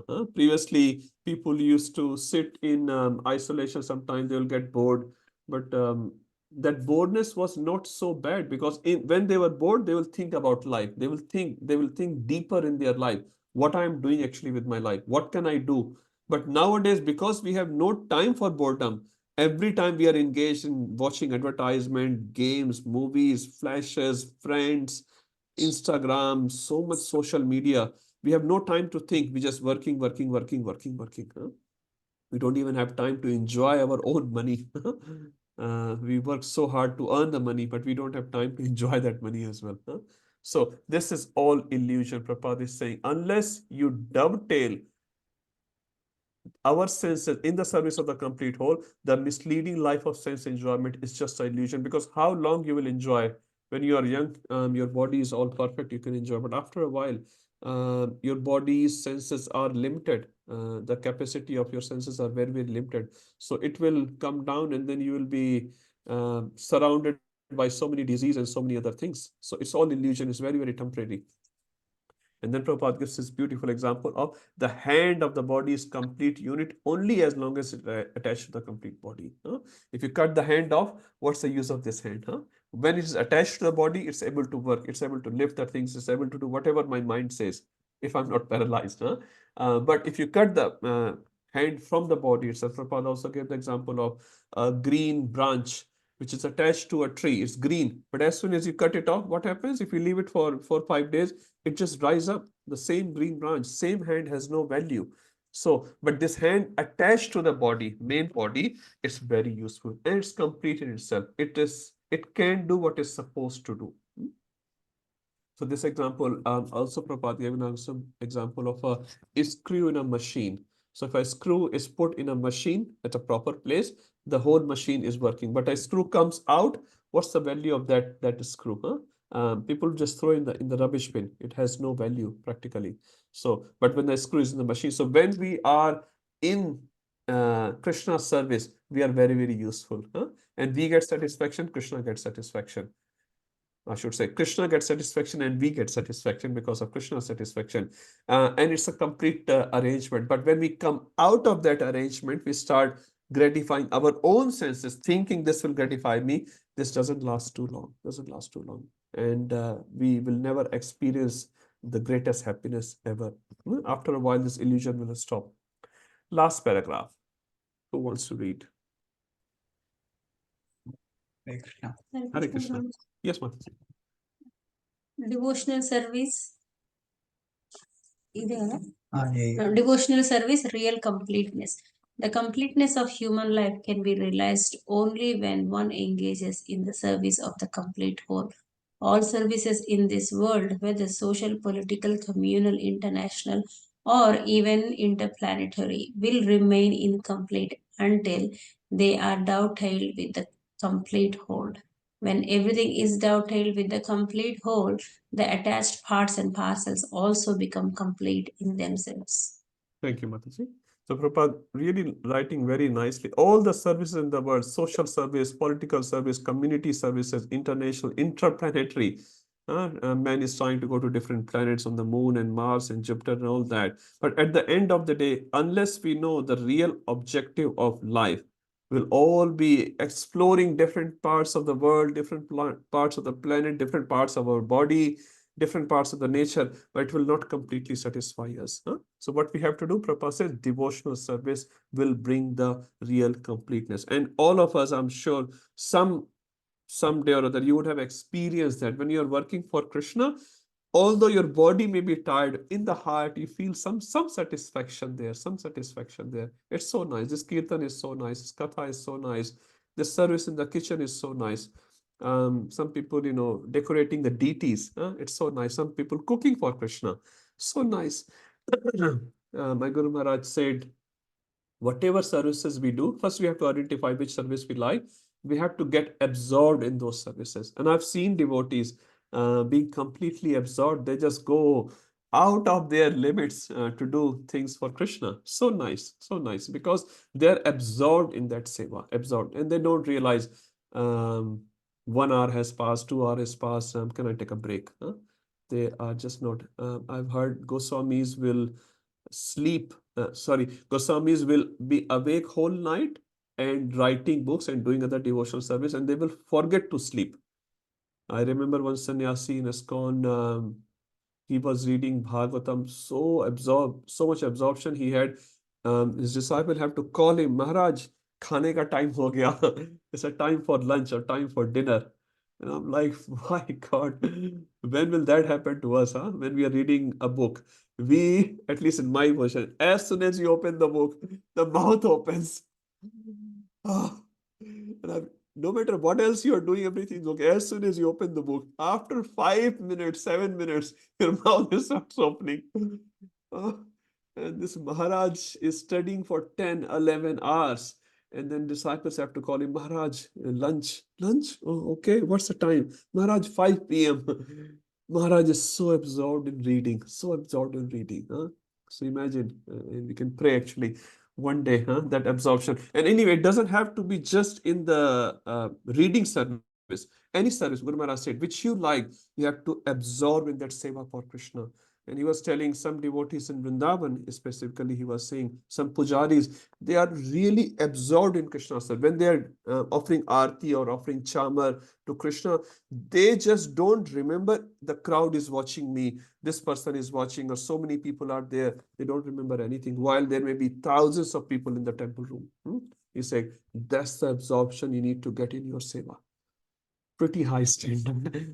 But we have to just understand which services we like, what talents Krishna has given us, and try to absorb ourselves in that particular seva. And that will be perfection of our life. Okay, I'll stop here for this particular verse. There's a little chart, and I will give you this chart, so don't worry about it. It just tells in summary what Prabhupada has written: completeness, personality, it talks about Supreme Personality of Godhead, material world is complete, jivas are complete. So just in a nutshell, 3 main points are given in the first invocation prayer. The Supreme Personality of Godhead is fully complete. No matter how many complete units come out of the Supreme Personality of Godhead, he still remains complete. And the units which come out, they're also complete. And third aspect is talked about, Jiva in this material world has been given complete facility to get out of this material world. Is it okay? Okay. Let's go to the second verse, which is the first mantra of Isopanishad. Who wants to read this one? It's also, it should be in the list, Rupam Prabhu. Can I, Prabhu? Sure, Mataji. Yes, Prabhu, it is there. Yes, Prabhuji, it is in the list. So there, First is there mantra only is 2 there. verses or more verses are also there? There are 5 verses. Oh, 5 verses. Oh, that's nice. I love it. But these 2, I'm just saying, for in general, these 2 should be the minimal you should know from Isopanishad. Huh? And in some courses, you will see only invocation and mantra 1 is to be remembered. But if there are 5, that's very good. Okay, yes, Prabhu. Sorry, Prabhu. I'm saying it's there in the exam list. Yeah, okay. Yes, Prabhuji or Mataji, you can proceed. Ishavashyam idam sarvam. Ishavasyam idam sarvam. Yatkincha jagatyam jagat. Yatkincha jagatyam jagata. Tena taktena bunjitaha. Tena tyaktena bunjita. Ma krata kasya svidhanam. Makadakasya svidhanam. Translation. Everything animate or inanimate that is within the universe is controlled and owned by the Lord. One should therefore accept only those things necessary for himself, which are set aside as his quota, and one should not accept other things, knowing well to whom they belong. Hare Krishna. Thank you, Mataji. So as you can see, the very first word is Ishavasyam. And this is why this Isopanishad is known as Isopanishad. Huh? The Isopanishad word comes from the very first mantra of Isopanishad. So Ishavasya is the most important word. If you want to know the theme of mantra 1, what's the theme? 1 word theme, 1 word summary is Ishavasyam. What's the 1 word summary for the invocation? Completeness. Second, mantra 1 is Ishavasya. What is Isha Avas? Avas, everyone knows Avas. In Hindi, we call it Avas, means dwelling, unit, house, wherever you live. So Isha refers to Ishvara, Avas means live. So Isha, Ishvara lives. Now Prabhupada adds something here, which is very beautiful. So he not only lives here, Avas is controlling it as well. So sometime, we can live in something but not control it. Anyone remembers the example of 3 types of ism which we discussed probably 10th or 11th chapter of Bhagavad Gita? Someone. Theism. Thank you. Tanya Mata, can you please explain quickly? Theism means the God exists and control, and he's a controller. So he's the creator He's and the the controller. creator and controller. Yes. Atheism means he's not the creator and not the controller, and deism means he's the creator but not the controller. Thank you, Mataji.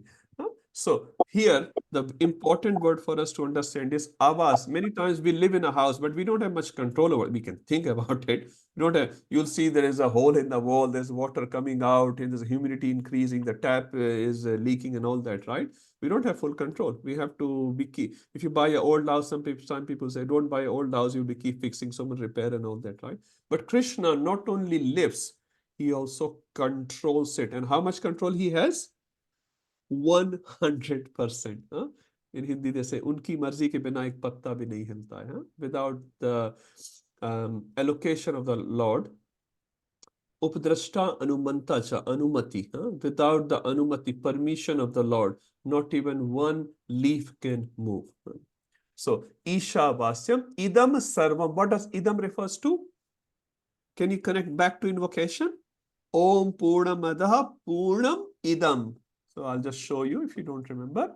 So Om Purnam Ada Purnam Idam. So Ada means that one, Idam means this one. This one means where we are living. So at the moment we are living in the material world, or you can say on earthly planet, this one. Now, this verse as well, if you see, it does not say what is that and what is this, isn't it? That's why this Upanishadic language sometimes can be very confusing. And that's why sometimes people interpret it differently.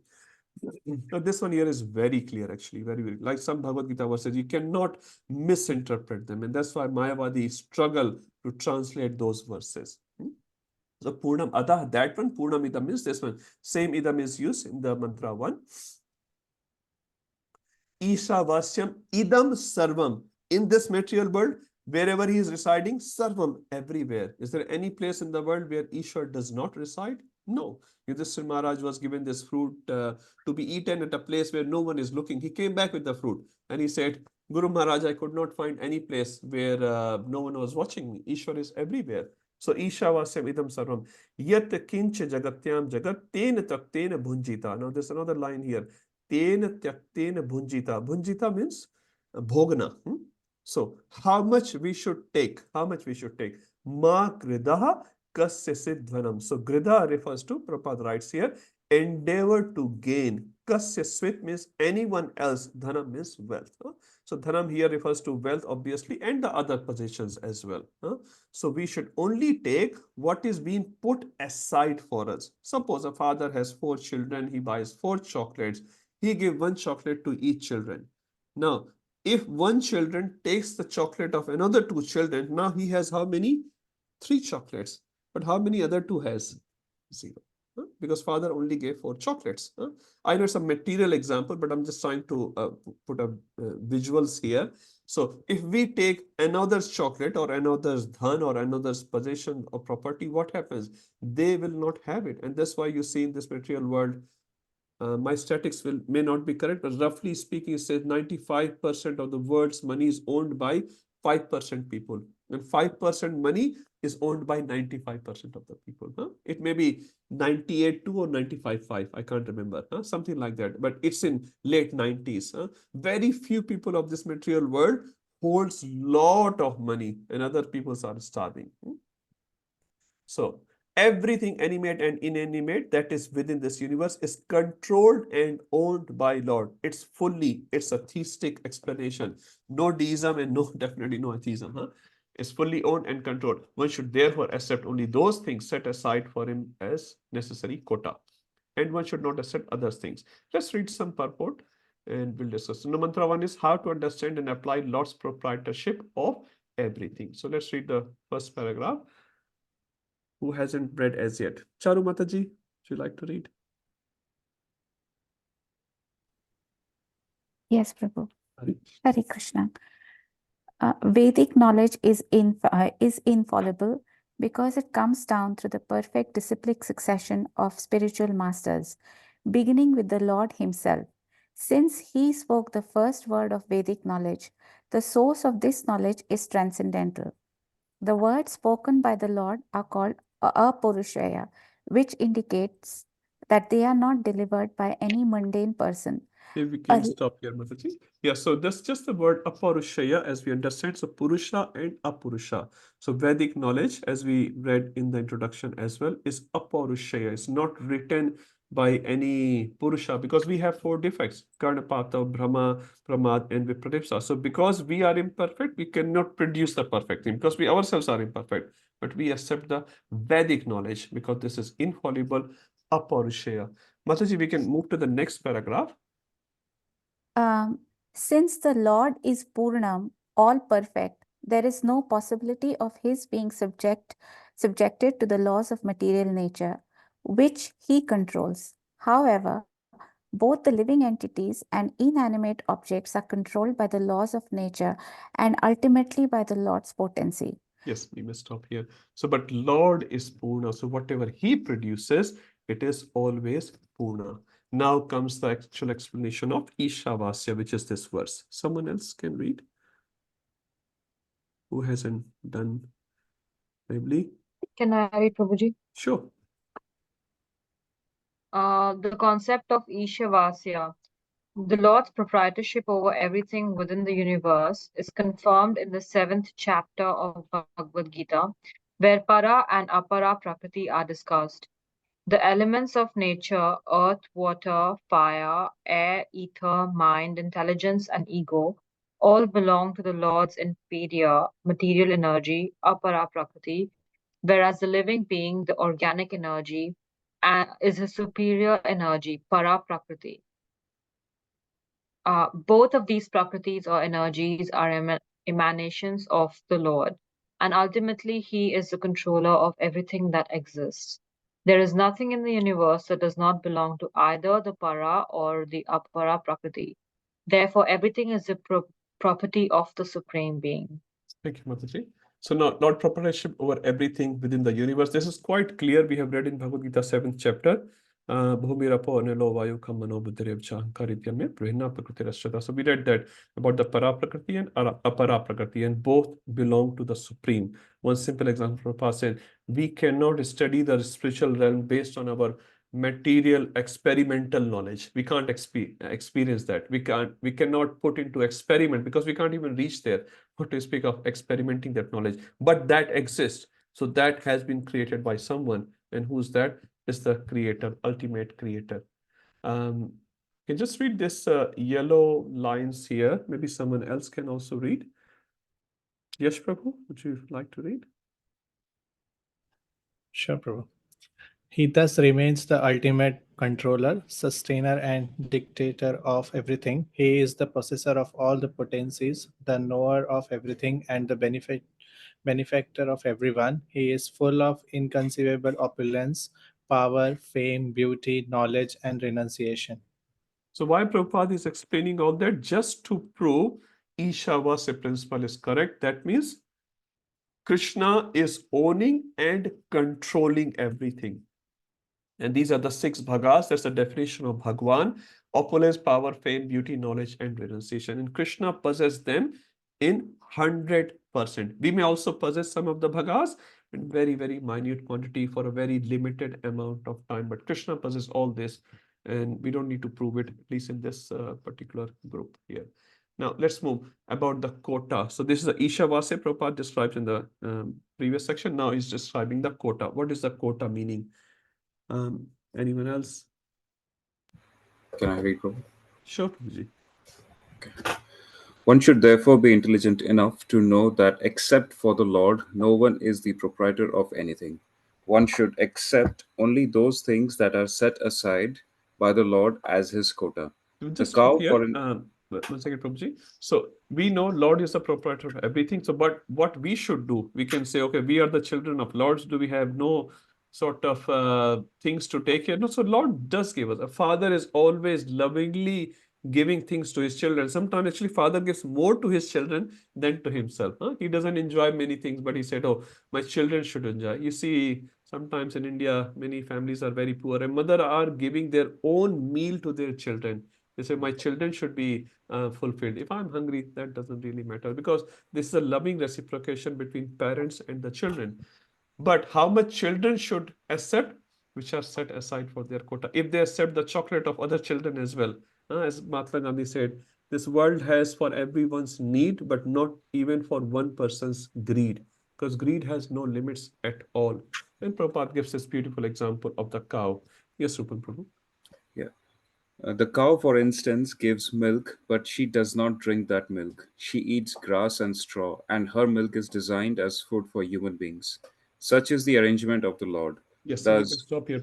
So now, sometimes people misinterpret this example as well. They say cow's milk is meant for the calf. What is the answer for that? You're all Vaishnavas. You can give some logical argument on that. If I say cow's milk is meant for the calf, not for the humans, what's the response of that? It gives more than what is required for the calves. Cow always produces much more milk than the calf is needed. And actually, some farmer was telling me, if calf drinks more milk, he will get sick actually. So if he needs say half a liter or whatever for a meal, if he drinks 1 liter, because he's just a kid, he doesn't know, he will get sick. So definitely calf needs the milk of the mother cow, but mother cow produces a lot more milk. And also it's been tested, experimented around the world. When the cows are protected and loved and cared for, they actually produce a lot more milk. And if you go to this dairy farms, Ahimsa dairy farms, our Melbourne farm and all that, cows are when happy, they give actually a lot of milk. Many times they don't even have a calf. So cow is naturally producing the milk.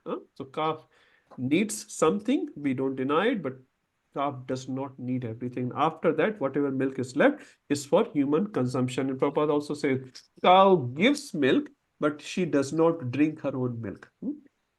What is the food for cow? It's just a dry grass, and she's very happy with that. She doesn't need milk. So every being has their own quota. So cows, what's the cow's quota here? The grass is the quota of the cow. What's the human's quota? Not the flesh of the cow, but the milk of the cow. And that after, when the calf, her own calf, has consumed whatever necessary for that being, then we can take the rest. But if we encroach each other's quota, then what happens? Calf is not happy, cow is not happy, humans are definitely not happy. This is just one example. And Prabhupada says this example can be applied anywhere. Now, the word quota should not be taken just in terms of a quantity here.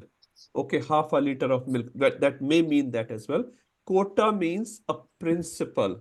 Let's go back to Bhagavad Gita and understand this very nicely. Arjun in the beginning of Bhagavad Gita denied to fight the war, right? He said to Krishna, Krishna, I will not fight. So how do you apply mantra 1 of Isopanishad into Arjuna's decision? So the answer is Arjun was not acting as per the Ishavasya principle. What does it mean? Arjun was not acting in harmony with Krishna's desire. So it's not only the quantity of food or quantity of money, okay, I'll not take anyone else's food and all that. No, it also means, your quota also means whatever necessary skills Krishna has given, if you're not using them properly, then you're also not following the Ishavasya principle. You're underutilizing yourself or overutilizing yourself. So Arjun in this particular case was not acting as per Ishavasya principle. Now let's go to the life of Srila Prabhupada. Srila Prabhupada was always acting as the Ishavasya principle. When Krishna in his personal grahastha life gave him many failures, for example, his business failed, he tried to earn money for Krishna. His intention was always very good, right? For Krishna. But he failed in many, many attempts. He tried to put a factory, he tried to open another shop, this and that. He struggled a lot. For so many years, he was struggling. He did not get much success. And finally, everything collapsed. But Prabhupada said, when Krishna took everything away, I was happy. Even in his personal family life, he had to go through so many situations. His wife was not cooperating properly. His children, some died, some was angry with Prabhupada, some actually got mad actually. One of the son of Prabhupada, he was He ran out of the house because he became mentally very disturbed for some reasons, and he was actually eating from the dustbin. And when Prabhupada came to know, he was crying actually. Huh? A father would know how much sad a father will become when the child is suffering like that. Prabhupada said, I had everything, the house, but my son was living on the street, was not mentally well. Anyway, so Prabhupada actually has to face so many personal situations as well. Many financial situations, business situations. Many people cheated Prabhupada. They did not give money which they owed to Prabhupada. But Prabhupada said later, obviously, when Krishna took everything away, I was happy. Now Krishna has given me so much. I'm happy. And I'm happy if Krishna takes it all away tomorrow. So this is called living as per Ishavasya principle. Like, who's the controller of my life? Krishna is the controller. And when Krishna gives me the facility, like in the case of Arjuna, I must fight for the pleasure of Lord, not for my sense gratification. Then I'm living as per my quota. So quota should not be misinterpreted as just the quantity of things or quantity of money. No, no, no, I'm not stealing from anyone. No, that may be okay, but that's still not enough. If Krishna has given you enough skills to sing for Krishna, cook for Krishna, if you're not utilizing it properly, then also you're going against the quota system. So this thing should be very, very clear. Okay, Rupam Prabhu, we can just continue this last line. Yes, Prabhu. Thus, we should be satisfied with those things he has kindly set aside for us, and we should always consider to whom these things we possess actually belong. Yeah, so whatever Krishna has given, whether it's a skill, whether it's money, any facility in your life, any potencies Krishna has given, it belongs to Krishna. Then we have no opportunity to be pride. Urmila Mataji gave one beautiful example, very simple example. He said, how do you know Krishna is the owner? Because he can take it away next second, isn't it? I'm able to speak right now. Next moment, I can lose this facility, isn't it? If I was the owner, why will I lose it? But I can lose. I have this body, my hands are working. Next moment, my hands can go away, isn't it? Can stop following my mind. It can happen, right? I can see, I can hear. Next moment, it may be lost. So Mataji said, this proves you're not the owner. Who's the owner? Krishna is the owner. So we cannot be proud at any moment. Huh? And even if you have something, you have that thing for a limited amount of time and you don't know when it will last. Radhanath Maharaj gave a beautiful example. I can't remember the name of this, but this person was giving these health seminars around the world. He was very, very famous of his time, talking 40 years ago now, 30, 40 years ago. Maharaj gave this example. So he was so famous. He was very young. He was earning like millions of dollars and everywhere. He was like telling people how to follow the health properly, mental health inclusive and all that. Perfect health, perfect gentleman. One day he was coming out of the seminar after giving a talk to thousands of people. He was coming out, his legs slipped while he was just approaching his car. On the spot, he died. On the spot. Maharaj was saying this person, taking care of the health of so many people, could not even get opportunity to take care of himself. Huh? This is why we should know Krishna is the owner. Huh? Brother Govind Maharaj says in Hindi, Aaj karodpati, kal rodpati. Today you're a millionaire, tomorrow you're a pauper. Huh? So why should we be proud of these false possessions? The only possession we have is Krishna. Krishna is the only one who will never leave you.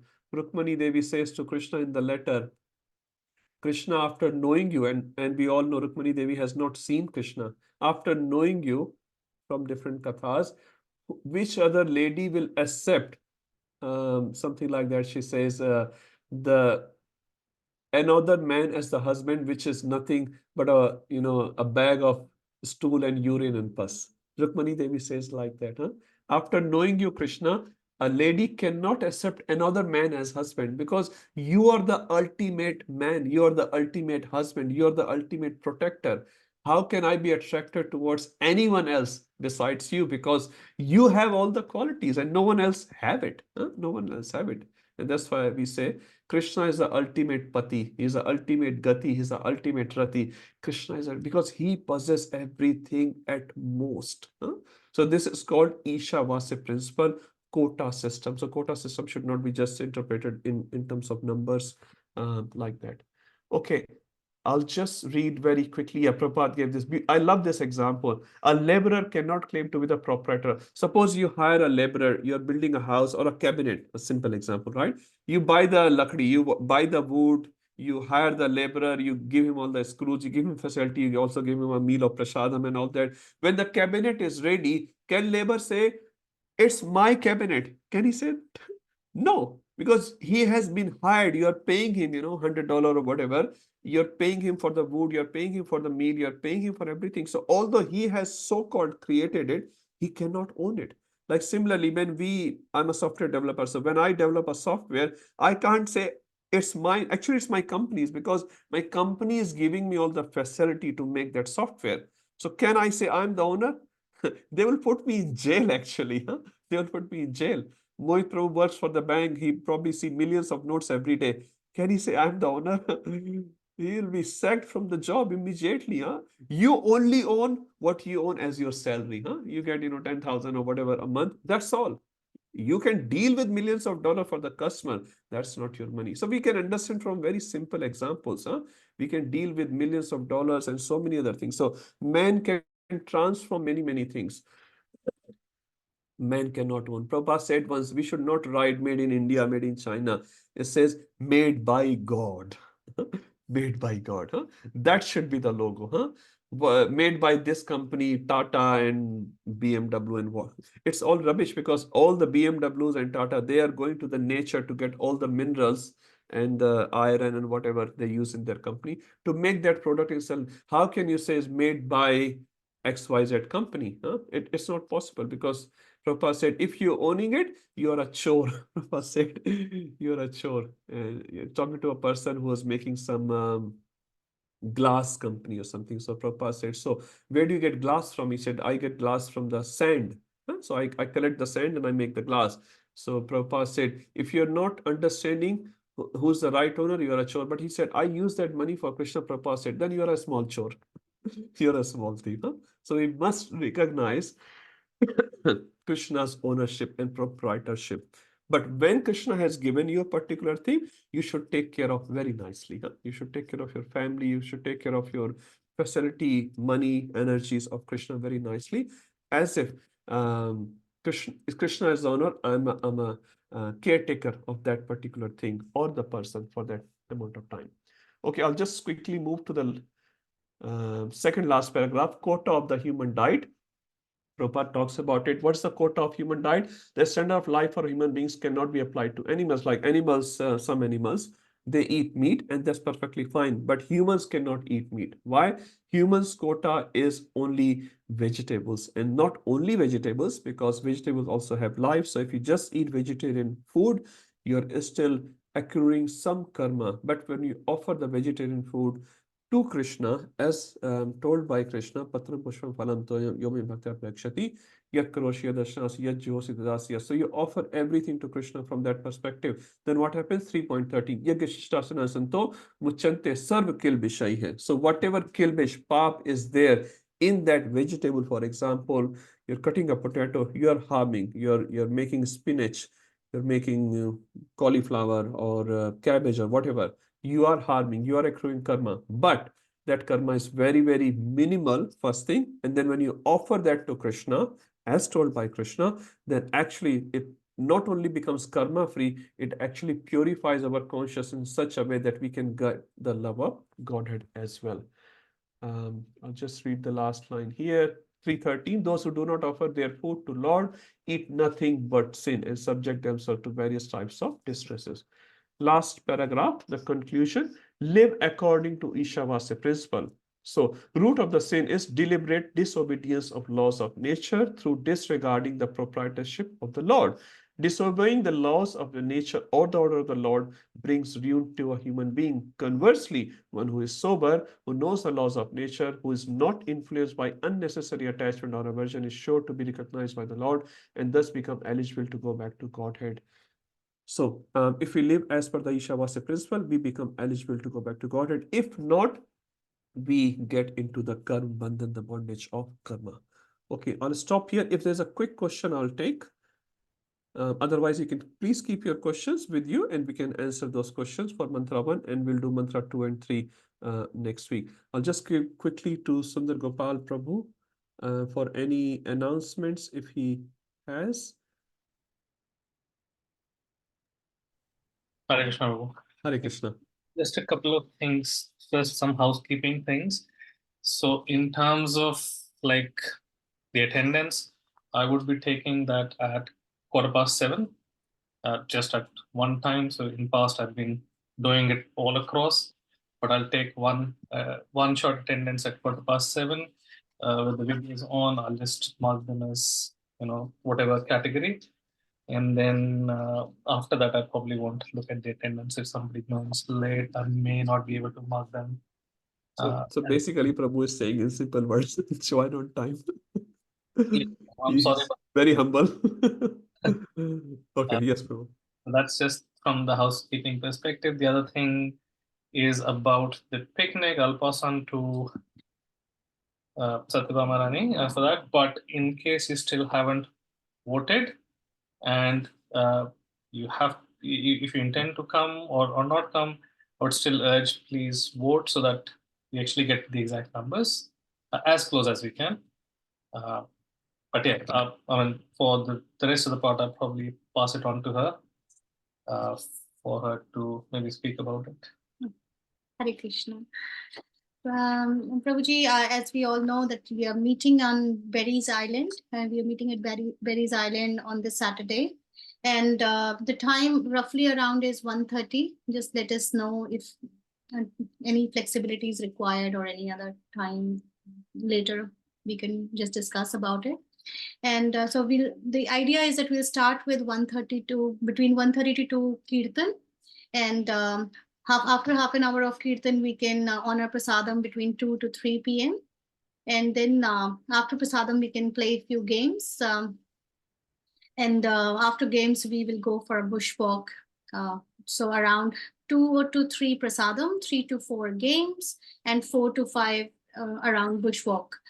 And 5 p.m. onwards, we can go to Sri Sri Radha Gopinath for darshan in the end. And then after that, as much time as the devotees would like to spend there, and then they can leave from there, from Radha Gopinath. And yeah, so there is free parking over there, and dress code is casuals. You don't have to be completely devotionally dressed. If you like to, you can, but it's casual at the moment.